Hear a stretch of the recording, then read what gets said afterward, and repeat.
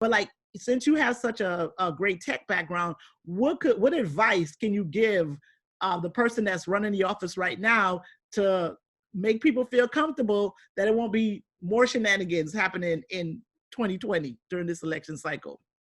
Yeah, absolutely. So back to 2018, and what happened was they were called spear phishing attacks that took place, and were actually successful in 2 counties in Florida. And what a spear phishing attack is when you basically send somebody an email and you somehow get them to give up their username and password so that you can log into the system as that person. There are some very basic protocols that most organizations have had in place for years to prevent a spear phishing attack from being successful. Let me ask For you, example, I'm sorry. So when you said the person was spearphishing, they got their username and email, and what did that person who got that information use it to vote for they used it to vote, or did they use it to redirect or misdirect the person's voter registration, so when they did go vote they couldn't vote, like, or is it all of that?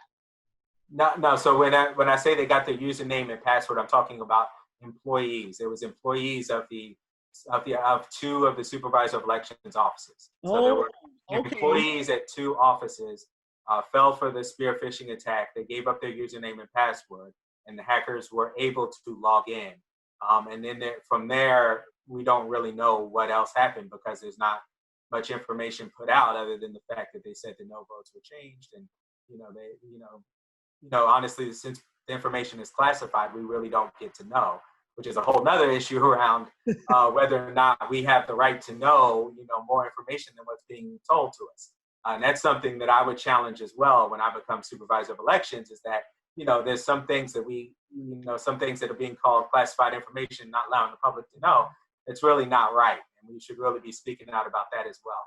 But that's sort of the limits. But as far as the spear phishing attack, I'll tell you that there are protocols that many organizations have had in place. Many people, maybe listening to this, think about when you're at work and when you get an email from outside the organization, there's probably some kind of banner on that email. There's probably something in the subject line that says beware. This is emails coming from an external source. Don't click any links. Don't open any attachments. So that type of protocol was not in place at the Broward County Supervisor of Elections Office in July of 2019.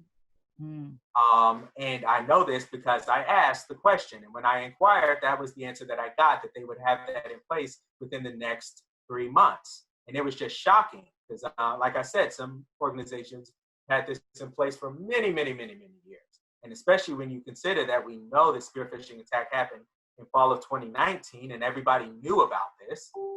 That by summer, of 2018, it happened. That we're talking almost a year later, They still hadn't resolved that issue? They hadn't resolved that issue. Yeah. And really, this was very early on because this was in July.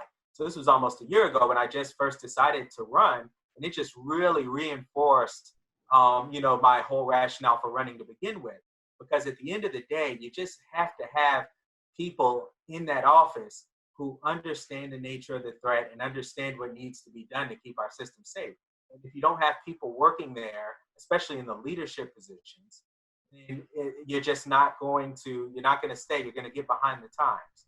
Right. For me, I say this isn't something I just got interested in a year ago. This is something I've been interested in for 20 years, and that interest isn't going to go away anytime soon. I'm the candidate who will be on top of this and will keep our votes safe here in Broward County. Okay, so